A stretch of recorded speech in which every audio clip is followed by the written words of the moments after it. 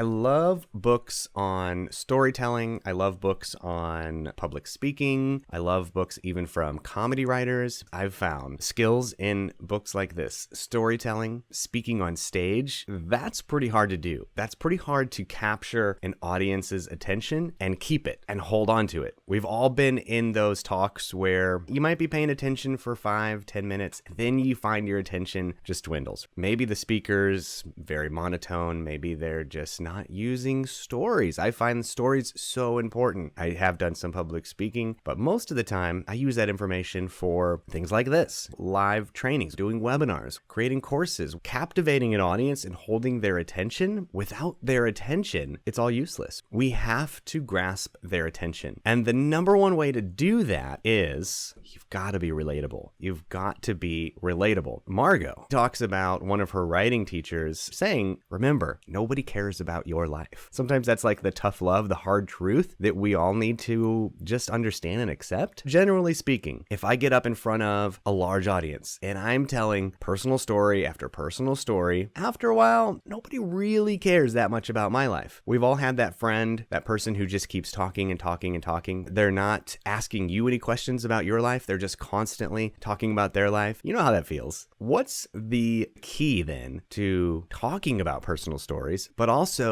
having the other person just as interested? And the key, according to Margo, is you've got to make them feel like it's also part of their life. People don't care as much about your life until they can see a bridge as to how it affects their life or how they can relate to you.